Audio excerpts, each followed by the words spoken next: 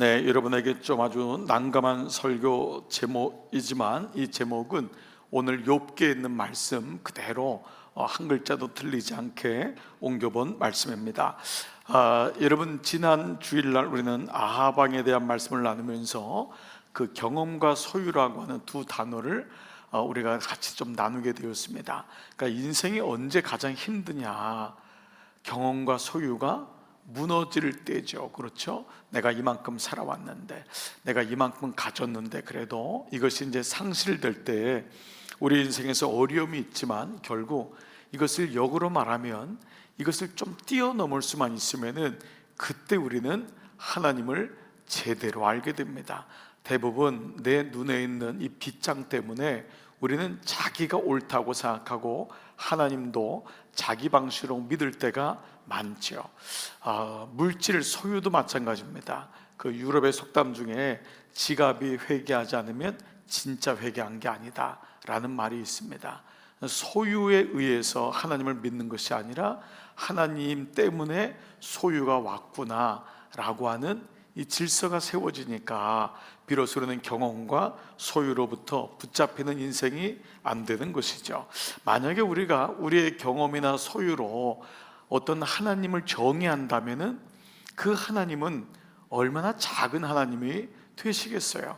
그러니까 우리의 IQ로 하나님은 이런 분이다라고 여러분들이 제한시킨다면은 그건 정말 내가 만든 신, 내가 만든 우상이 되겠죠. 자, 이제 우리는 지난 금요일부터 이제 12월 20일 우리가 성탄 주간 전까지 근 2달 동안 욥기를 묵상하게 될 것입니다. 이 욥기 자체가 여러분에게 읽어보신 분도 있고 그러나 읽지 않은 분도 어렴풋이 욥기라는 말씀 자체가 좀 어렵게 느껴지는 이유는 크게 세 가지입니다. 첫 번째는 방대한 분량 때문에 그렇습니다. 여러분은 아마 이제 2장을 지나서 3장부터는 계속적인 반복되는 얘기를 듣기 때문에 욥기 말씀을 끝까지 묵상한 사람은 많지 않습니다.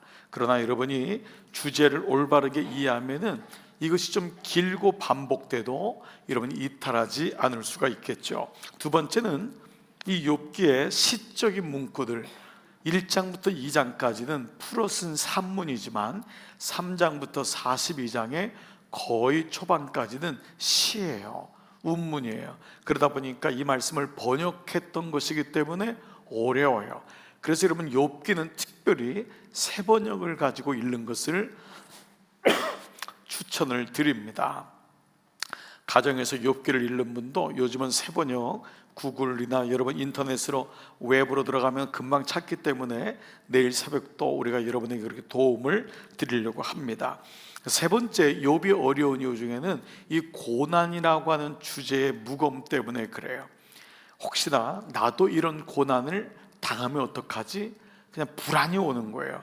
나도 혹시 자식들이 이렇게 죽거나 물질의 아픔을 당하거나 이런 중병에 걸리면 어떡하나.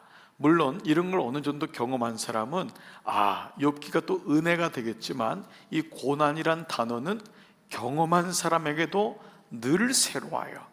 그렇기 때문에 이 고난이란 단어가 주는 무거움이 우리를 좀 어렵게 합니다. 그러나 욥기의 주제는 고난이 아니에요.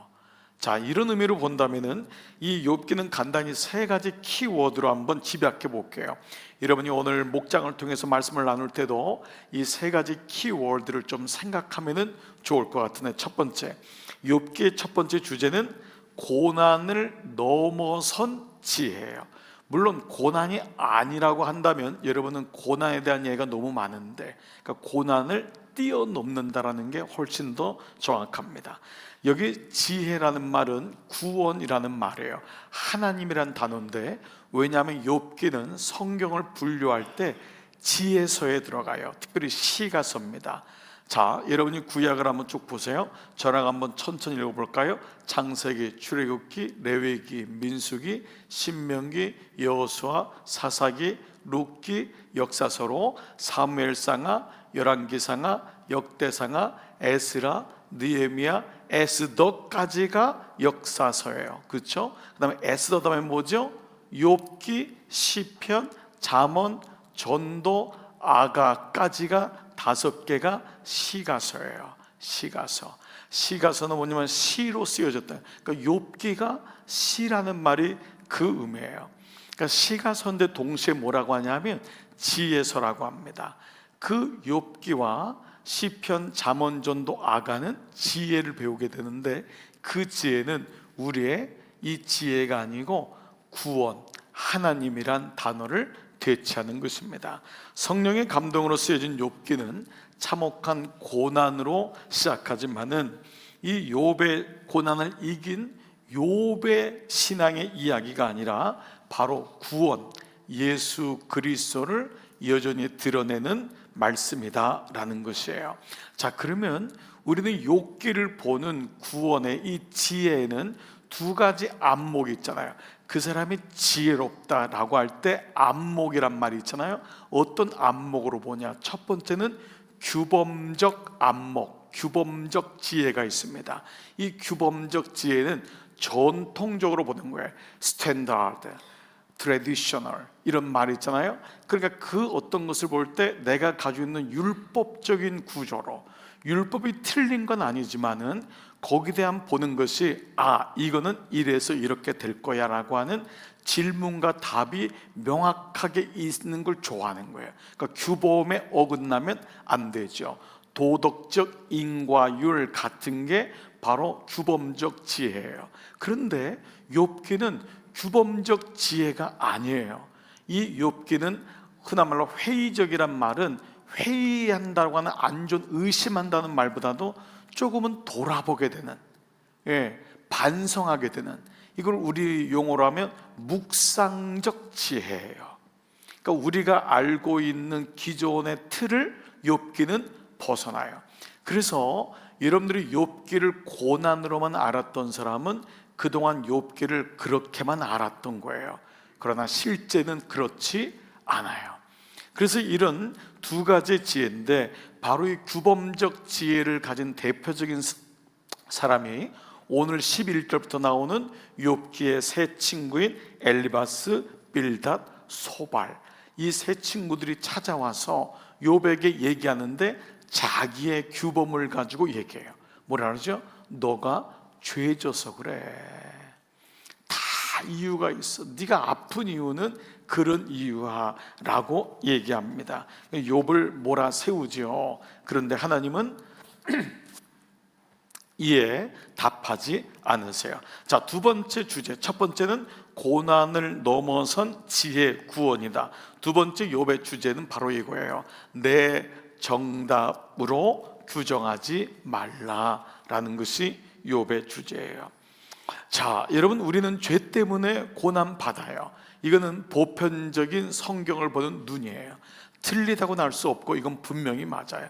의의는 없고 하나도 없어요. 그런데 오늘 욥은 죄 때문에 받는 게 아니에요.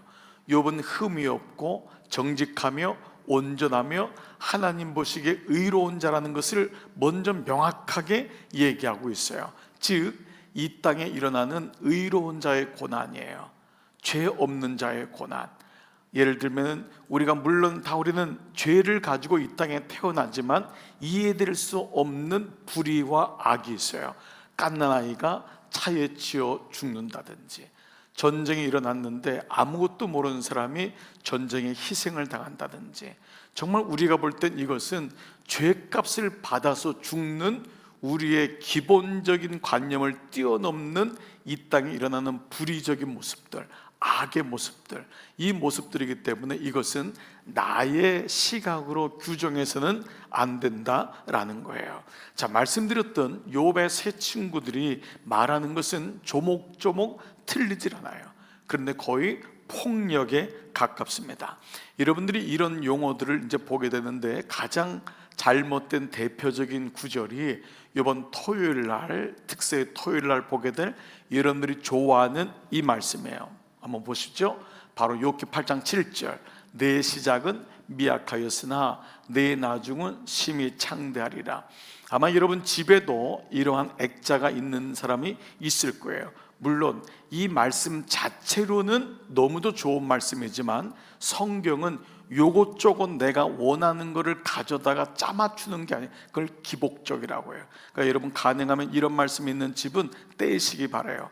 이 말씀은 하나님의 뜻을 모르는 친구인 빌닷이 얘기한 거예요.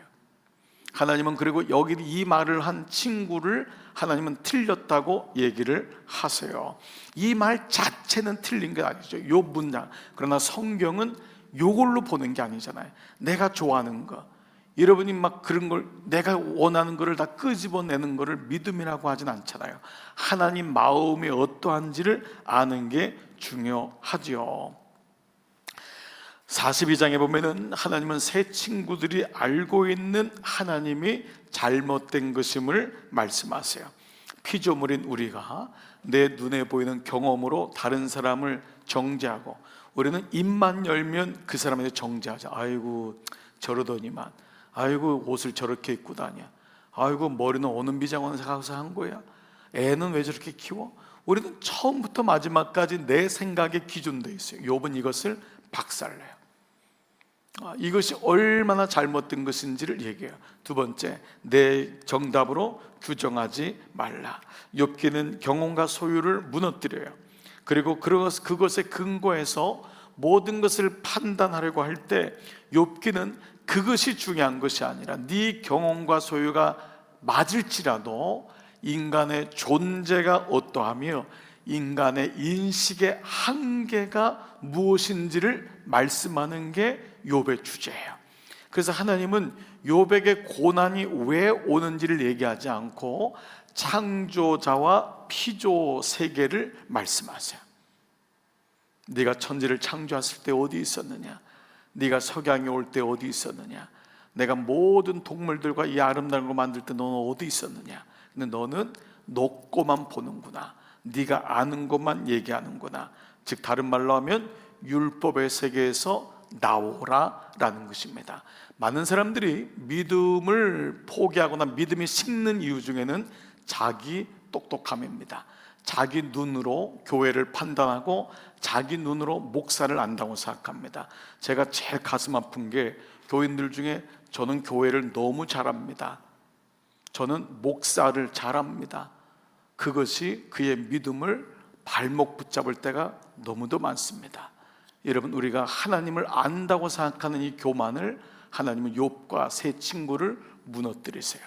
내 생각으로 규정하지 말아라. 내 답을 가지고 인생을 살지 말아라. 이것이 욥기의 두 번째 주제입니다. 세 번째 주제는요, 까닭 없는 사랑의 그림자이다 이름입니다. 까닭 없는, 우리는 무엇이든지 다 이유가 있다고 생각하죠. 그 사탄은 이러한 우리의 마음을 잘 아는 거예요. 하나님, 욥이 까닭 없이 하나님을 사랑할 리가 없습니다. 그에게 그렇게 자녀 열을 주고 건강 주고 물질 주고 풍요롭게 하니까 매일마다 예배드리고 하나님을 찬양하지, 그의 소유를 쳐보십시오. 그의 자식들을 쳐보십시오. 까닭 없이 하나님께 예배하지 않을 겁니다. 여러분, 이것이 오늘 이 사단의 질문이잖아요. 근데 이 질문은 하나님의 사랑에 대한 도발, 좀만 줄여주세요. 하나님의 사랑에 대한 도발이기도 한 거예요. 저렇게 인간들이 변개하고 당신을 떠나는데도 당신은 여전히 인간들을 사랑하겠는가 라고 하는 거예요. 그래서 당신이 인정한 그 욥이 별 다르지 않다는 것을 내가 보여주겠다. 그래서 사탄은 욥을 까닭 없이 시험합니다. 하나님이 왜 사탄에게 이런 까닭 없는 고난을 허락하셨는지 욥은 조목조목 우리에게 설명하지 않아요. 이거는 천상회에서 일어난 일이에요. 그러나 하나님은 이런 까닭 없는 고난과 함께 까닭 있는 고난까지도 다 짊어지신 예수 그리스도의 까닭 없는 사랑을 보여주셔요. 이것이 바로 십자가예요. 은혜라고 하는 거예요. 우리의 인생에는 까닭 없이 믿는 마음이 있는 거예요. 까닭이 있어요. 우린 다 이유가 있어요. 이만큼 도우셨기 때문에. 그런데 오늘 이것을 욥은 까닭 있는 그 믿음을 까닭이 없다, 이유가 없다는 것을 말씀하세요. 그래서 욥기 역시도 우리가 구속사적인 묵상으로 봐야지만이 이 까닭 없는 그리스도의 십자가가 이해가 돼요. 우린 다 이유가 있어요. 꿍꿍이가 있는 거예요. 그 꿍꿍이가 해결이 안 되면은 우리는 주님을 떠날 수도 있어요. 그런데 이런 꿍꿍이를 가진 우리를 알면서도 까닭 없이 사랑하시는 하나님의 이야기가 욥기에 등장한다는 것입니다. 자, 욥은요 오늘 본문에서 두 번째 큰 고난을 당합니다. 1장에서는 자녀들과 재산을 모두 잃지요. 자, 욥에게 자식이 몇 명 있었죠? 10명. 네, 아들이 7에다가 딸이 3이에요. 아주 완벽한 조합이고 너무도 기가 막히죠. 보세요. 양이 몇 마리냐? 자, 여러분이 가진 거하고 한번 비교해 보세요. 양이 7,000마리, 조금씩 놀래 보세요. 낙타 3,000마리, 소 1,000마리, 암낙이 500마리.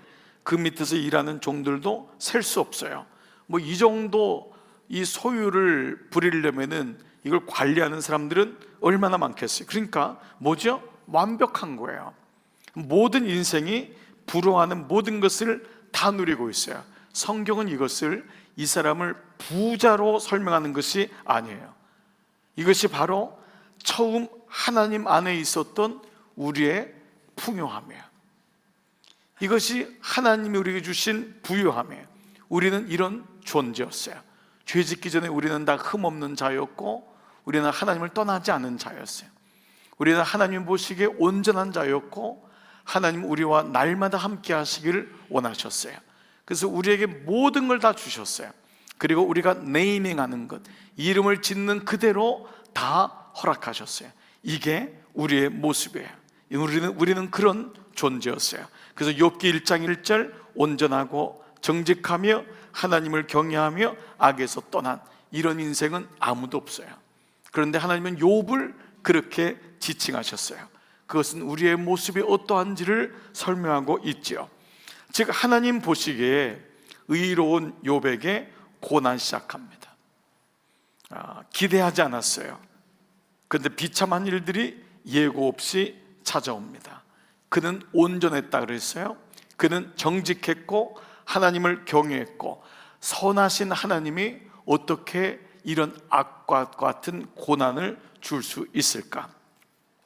모든 소유와 그 소유에 비할 데 없는 생명 같은, 생떼 같은 자식들이 다 죽어요.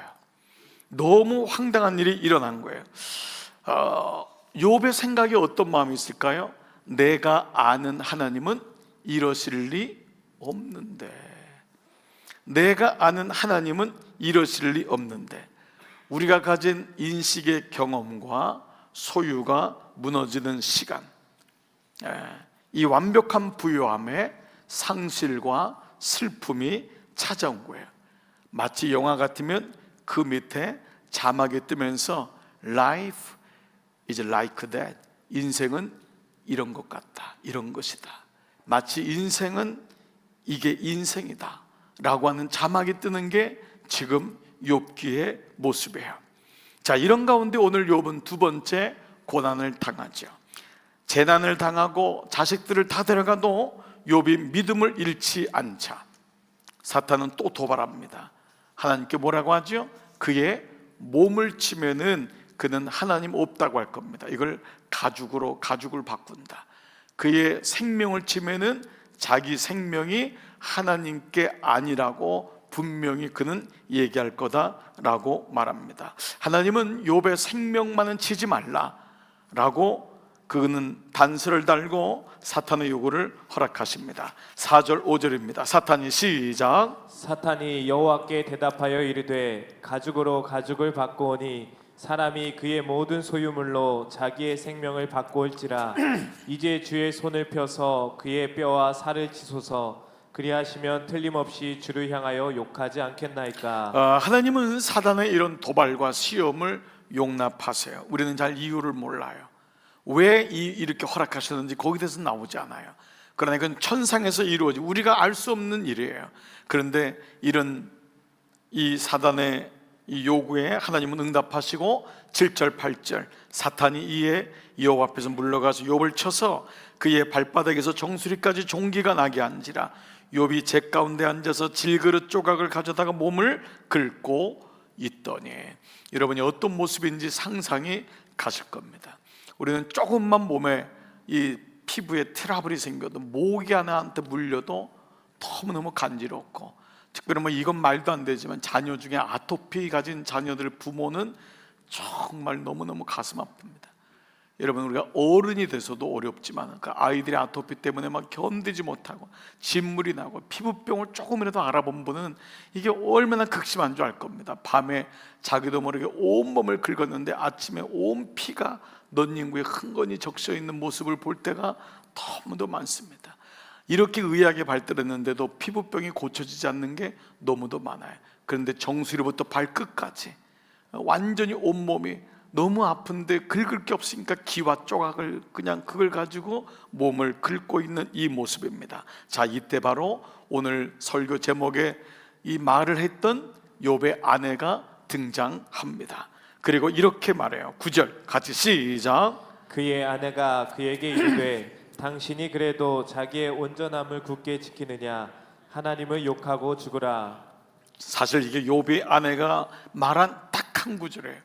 욥은 그 다음에 연극을 하면 등장하지 않아요. 욥의 아내는 사라진 것 같아요.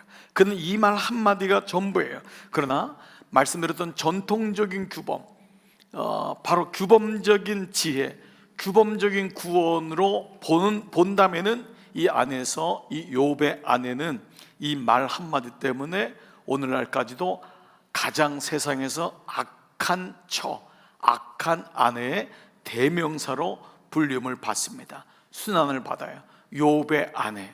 그래서 이런 아내를 안 만난 남편들이 감사히 여기고, 뭐 이런 구절들이 실제로 됐고, 성경은 오랫동안 이 욥의 아내를요 마귀를 돕는 배필 혹은 사탄의 도구라는 명명을 할 정도로 이 욥의 아내는 순환적인 대상이 됐어요. 자, 이런 아내의 망령된 말로 욥이 얼마나 힘들었을까? 대부분 이것이 보는 규범적인 퍼스펙티브입니다. 전통적인 퍼스펙티브. 특별히 그 당시 남자가 중심됐기 때문에. 그러나 욥이 아프지 아내는 아프지 않는다. 아내는 욕하고 죽어라. 자, 그런데 과연 이 욥의 아내의 말이 그렇게 불신앙적인 메시지였을까라는 것이 오늘 한번 여러분과 제가 묵상할 만한, 저는 이 중요한 메시지라고 생각이 들어요. 일단 그녀는 남편의 온전한 신앙에 대해서 인정해요. 그 뭐죠? 당신이 그래도 이 온전함을 굳게 지키겠냐라는 거예요. 9절을 다시 보시면 그의 아내가 그에게 이르되 당신이 그래도 자기의 온전함을 굳게 지키겠냐. 이건 뭐죠? 온전함이 깔려 있는 거예요. 이래도 예배를 드리겠느냐? 힘들지 않냐? 지금 봐라, 우리에게 남은 게 뭐냐? 자식들 한 명도 없어졌어요. 갑자기 폭풍이 오고 뭐 갑자기 사람들이 와서 다 죽이고 한 집에서 밥 먹다가 다 압사당한 거예요. 죽은 거예요. 게다가 지금 손에 아무것도 없어. 다 잃어버렸어요. 여러분, 통장에 있는 돈이 어느 날 봤더니 아무것도 없는 거예요. 빌딩 다 무너진 거예요. 집 문서 다 날아간 거예요. 여러분들이 별로 실감이 지금 안 하고 있는 것 같아요. 이 욥에 대한 이야기니까 물론. 근데 이 상황에서 아내가 지금 뭐라고 하냐? 하나님 그냥 없다고 우리 같이 죽자. 이런 상태로 당신 봐라. 지금 온몸에 이렇게 피투성이가 됐는데 이래도 주신 분도 하나님이고 거두시는 분도 하나님이라고, 알몸으로 나왔으니 알몸으로 가는 게 믿음이라고 지금 이 얘기를 하고 있는 거예요. 또 이 하나님을 욕하고라는 이 욕하고는 이 욕이란 단어가 아닙니다. 그러니까 원어에는 바라크라는 말이 나왔는데 이 바라크는 축복하다, 찬양하다, 찬미하다, 예배하다라는 뜻이에요. 그러니까 하나님이란 단어가 이 주어가 아니고 목적어가 될 때는 이걸 완곡 표현법이라고 보통 주석에 나와요. 이건 뭐냐면 완곡하게 바꾸는 거예요. 욕이란 말이지만 그 말 속에는 인간의 세밀한 감정이 있는 거예요. 즉 하나님 찬양하다가 죽으세요. 그렇게 예배가 좋으면 예배 드리다가 죽으세요 라고 하는 이 표현이 curse, 저주하다, 욕하다라고 하는 말로 번역이 된 겁니다. 즉 이것은 이중적인 메시지요, 하나님과의 관계에 대한 깊은 고뇌를 보여주는 말씀으로 우리가 묵상하고 해석하는 것이 더 옳을 수 있습니다. 그래서 한번 여러분 생각해 보세요. 욥의 입장보다도 욥의 아내, 여러분 아빠가, 물론 이거 비교하는 건 어려워요. 자식이 죽었을 때 아빠도 슬퍼하지만 여러분 정말 슬퍼하는 사람은 자기 몸에서 난 엄마입니다. 그런데 지금 이 엄마의 고통이 없다고 이해되는 것은 이건 아니에요. 똑같이 살아온 사람이에요. 생태 같은 자식이 열이 죽을 때 하나님을 욕하고 죽으라는 것은 욥의 아내는 믿음이 없고 욥만 신실하다가 성경이 보여주는 게 아닙니다. 그래서 욥의 주제는 욥이 고난을 이겼다가 아니에요. 욥은 절대 고난을 이해도 못해요. 그는 이기지 못해요. 하나님이 42장에서 그래도 이해 못하는 욥을 찾아오세요. 욥이 고난을 이기질 않아요. 우리는 욥을 고난을 이긴 사람이라고 생각해요. 그런 성경은 없어요. 욥은 고난을 이기질 않아요. 고난 속에서 이해를 못해요. 여전히 그때 하나님이 욥에게 찾아와요. 그래서 고난을 이기는 것도 내가 이기는 것이 아닙니다. 내가 고난을 이긴다고요? 아니에요. 여러분 이러면서 한번 생각해 보는 거예요. 아니 하루아침에 전 재산 다 잃었어요.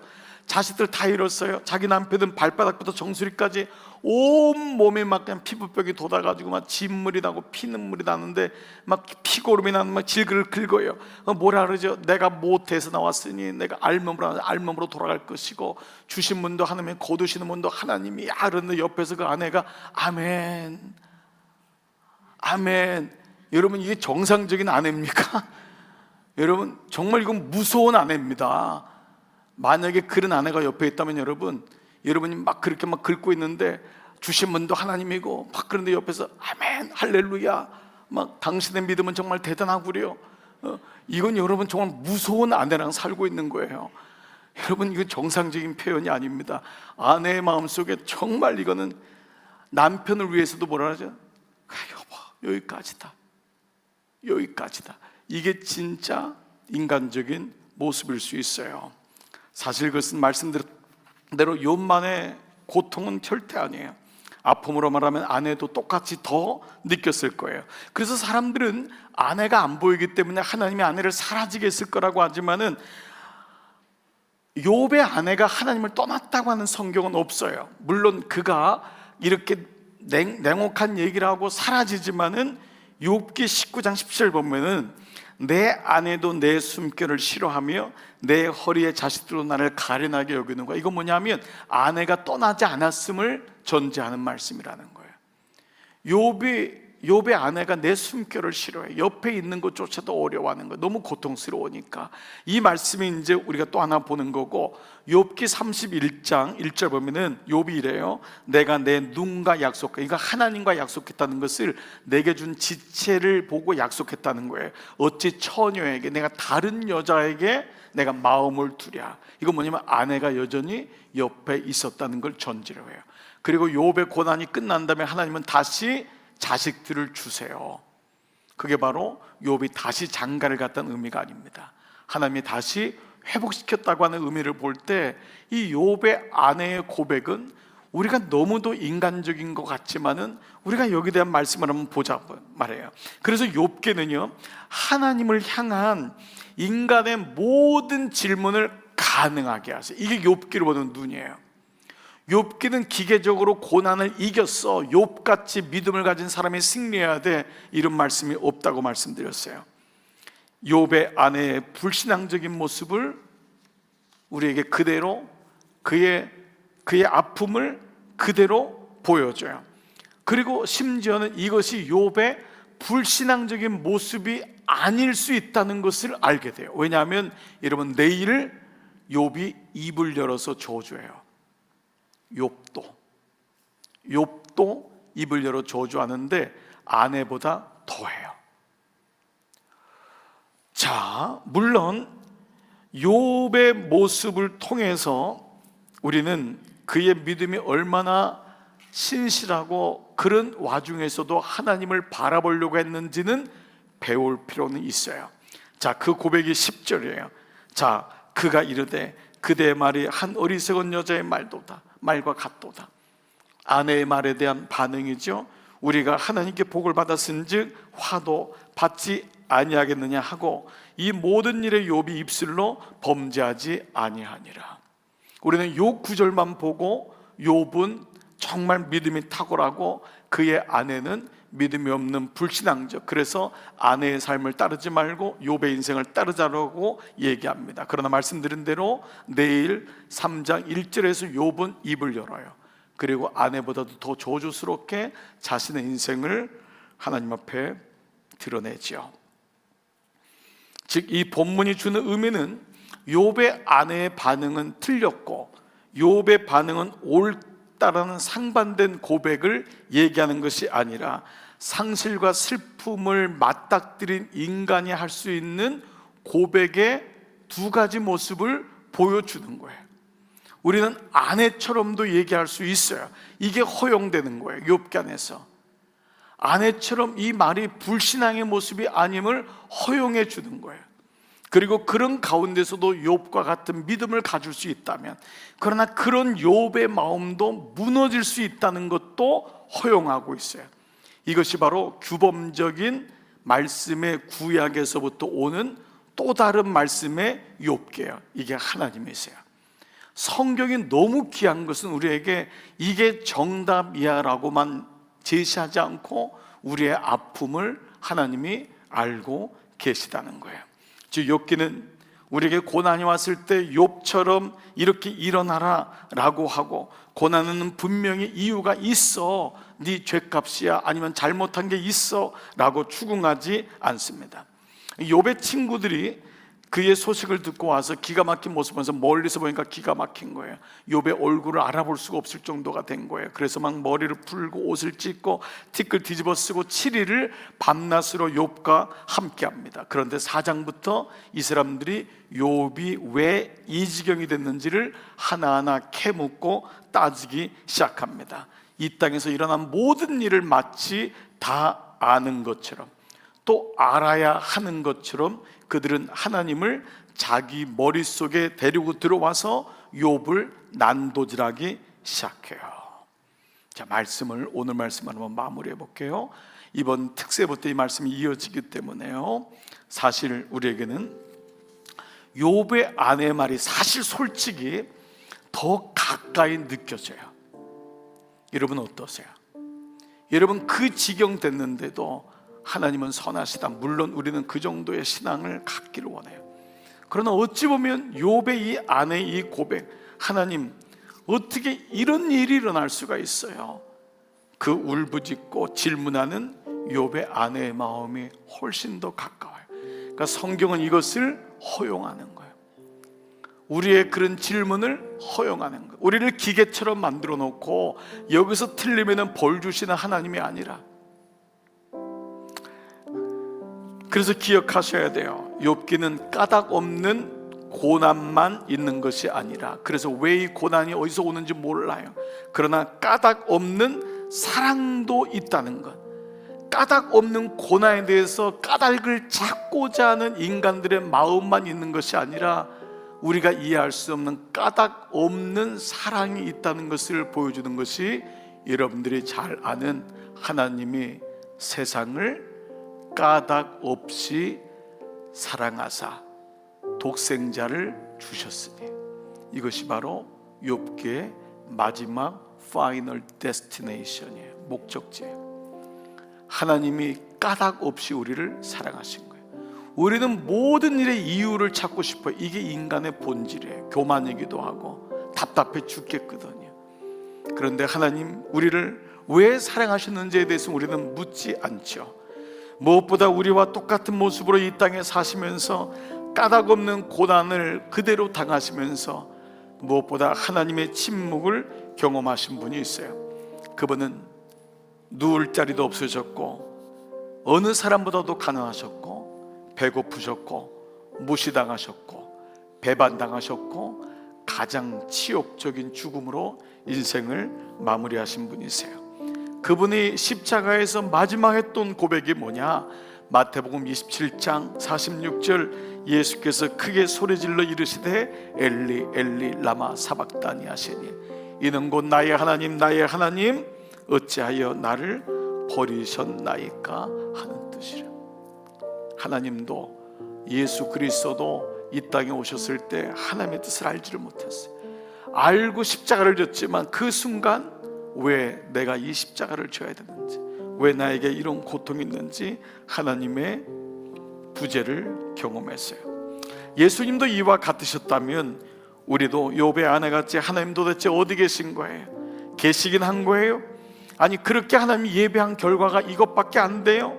차라리 나 주님을 모른다고 하는 게 난 나을 것 같아요. 얼마나 많은 사람들이 이 질문을 가지고 이 마음을 가지고 주님을 떠났겠어요. 그러나 여러분, 이 사람들이 난 떠났다고 생각하지 않습니다. 그리고 오늘 성경 들어가면 믿음이 없다고 말씀하지 않습니다. 분명히 어느 날 우리도 욥처럼 내가 귀로만 들었지만 이제는 눈으로 봅니다. 하나님은 내 생각으로 인식할 수 없는 분이군요. 그래서 강한 부재는 강한 임재라는 것을 기억하셔야 돼요. 하나님이 안 보이시는 그 칠흑 같은 그 순간 주님이 가장 가까이 있다는 것을 여러분이 생각해 보셔야 돼요. 저는 그래서 여러분에게 오늘 이 문장으로 오늘 말씀을 마무리하면서 내일부터 이 특세를 같이 묵상하고 싶어요. 하나님의 자녀에겐 불신앙은 없다. 다만 질문이 있을 뿐이다. 하나님의 자녀에게는 불신앙이 없어요. 우리가 때로 엄마 왜 이래, 아빠 왜 이래 라고 하지만 그건 불신앙이 아니에요. 그것을 받아줄 수 있기 때문에 우리는 아빠에게 엄마에게 얘기할 수 있는 거예요. 하나님의 자녀는 무릇 이렇습니다. 그것은 불신앙이 아니에요. 여러분이 하나님 어디 계세요? 왜 어디 있는 거예요? 도대체 이 문제는 왜 나에게 이런 고통을 주신 거예요? 아픔을 주신 거예요? 여러분, 이건 자녀에게만 허용된 하나님의 질문이에요. 마음껏 물으시기 바랍니다. 불신앙이 아닙니다. 그러나 한 가지 꼭 기억하고 싶습니다. 하나님을 바라보세요. 하나님 바라보시고 마음껏 물으세요. 우리는 욥기를 묵상하면서 우리의 모습을 발견하게 될 것입니다. 그리고 마지막 42장에서 하나님이 어떻게 우리를 원래 모습으로 회복시키는지도 보게 될 것입니다. 이번 욥기의 묵상의 여정 가운데 하나님의 은총에 여러분 가운데 깊이 들어가시기를 축복합니다. 하나님은 여러분을 절대 규범적 자식으로 보지 않습니다. 우리가 자녀이기 때문에 그렇습니다. 이 마음으로 우리 승리하시고, 여러분 오늘 마음을 정하세요. 오늘도 영상으로 예배하시는 분들 내일부터 한 주간 특세 함께 마음을 정하면 몸은 따라갑니다. 여러분 새벽 5시 20분에 한 주간 동안 함께 새벽을 깨우며 기도하며 묵상하겠습니다. 우리 다 이 시간 자리에서 일어나셨어. 우리 성경과 노트를 닫으시고 다 자리에 일어나셨어. 우리 같이 이 찬양 고백하시면서 오늘 주일 일부 예배를 정리하겠습니다. 주 나의 모습 보네 상한 나의 마음 보십니다. 상한 나의 마음 보시네. 주 나의 눈물 안에 주 나의 눈물 안에 홀로 울던 맘 아시네. 홀로 울던 맘 아시네. 주 사랑 내게 있네. 주 사랑 내게 있네. 그 사랑이 나를 채우네. 그 사랑이 날 채우네. 주 은혜 내게 있네. 주 은혜 내게 있네. 그 은혜로 날 소망 세상 소망 다 사라져가도 주의 사랑은 끝이 없으니 살아가는 이 모든 순간이 주 은혜임을 나는 세상 소망 다 사라져도 세상 소망 다 사라져가도 주의 사랑은 끝이 없으니 아멘 아멘 살아가는 이 모든 순간이 주 은혜임을 나는 오늘 말씀 붙잡고 함께 기도하며 나가겠습니다. 살아계신 아버지 하나님 감사를 드립니다. 아버지 내 안에 계신 아버지 내 안에 계신 아버지 오늘 성령의 충만함이 내 안에 있어 오늘 욥과 같이 아버지 하나님은 욥의 마음을 아십니다. 아버지 그의 아내의 마음을 아십니다. 욕하고 하나님을 욕하고 죽으라고 했는 이 욥의 아내는 불신앙의 모습이 아니었습니다. 아버지 그도 하나님 앞에 얼마나 아프겠습니까? 그런데 하나님 나의 눈물을 거두시는 아버지 세상의 소망이 다 사라져가도 나는 주님의 사랑을 신뢰합니다. 나는 내 머리로 이해가 되지 않아도 내 생각으로 이해가 되지 않아도 나는 주님을 의지합니다. 주님을 바라봅니다. 오 나의 아버지 감사합니다. 주 나의 모습을 보게 하십니다. 상한 내 마음을 보게 하십니다. 주 나의 눈물을 보게 하십니다. 홀로 울던 내 마음을 아십니다. 아버지 그렇습니다. 세상의 모든 것이 사라져가도 아버지 나의 머리와 나의 경험으로 하나님을 의지하지 않겠습니다. 아버지 묵묵히 하나님 앞에 나가겠습니다. 내가 고난을 이기는 줄 알았는데 아니었습니다. 하나님이 내게 오셔서 내 마음을 알게 하시고 내가 하나님을 느끼고 알 수 있고 만나게 하셨습니다. 아버지 감사합니다. 그래서 나는 고백합니다. 주님 하나님의 자녀에겐 불신앙이 없습니다. 질문이 있을 뿐입니다. 아버지 오늘도 질문합니다. 아버지 그리고 주님을 바라봅니다. 세상에 어떤 어려움이 오고 내가 예기치 못하고 이해되지 못하는 사건이 올지라도 머물러 있으십시오. 주 안에서 주님께 물으십시오. 그 안에 머무르십시오. 비록 우리가 하나님을 부인한다고 해도 불신앙이 아닙니다. 이미 이 말씀을 듣는 자마다 주님의 마음을 알고 있습니다. 아버지 오늘 이 마음이 우리 가운데 있게 하여 주시옵소서. 세상 소망 다 사라져도 세상 소망 다 사라져가도 주의 사랑은 끝이 없으니 아멘 아멘 살아가는 이 모든 순간이 주 은혜임을 나는 믿네. 주 은혜임을 나는 믿네. 그렇습니다. 하나님의 자녀에게는 불신앙이 없습니다. 다만 질문이 있을 뿐입니다. 하나님은 그것을 아시고 우리의 모든 질문을 허용하시고 우리의 모든 고백을 다 들으십니다. 욥의 아내는 믿음이 없는 것이 아니었습니다. 그렇게라도 자신의 아픔을 고백하고 싶었고 하나님 어디 계신 건가요? 우리도 인생의 실존에 부닥치다 보면은 우리도 이런 고백을 할 때가 참 많습니다. 그런데 하나님 이런 고백을 하지만 제가 오늘 주님 앞에 있습니다. 주님 놓치지 말고 우리 끝까지 가기만 하면은 주님이 어느 날 보게 하시고 알게 하시고 하나님 우리를 다시 회복시키시는 그날이 분명히 올 줄 믿습니다. 오늘 예배하는 종들을 파송합니다. 한 주간 동안 살면서 하나님 놓치지 말게 하시고 특별히 하나님 한 주간 하나님 교회가 절기로 모여 주 앞에 기도할 때 같이 모여 욥의 마음을 묵상하고 무엇보다 하나님이 어떤 분이신지를 아는 귀한 특세 기간으로 축복하여 주시옵소서. VIP 영혼을 가슴에 두고 기도하는 종들이 있습니다.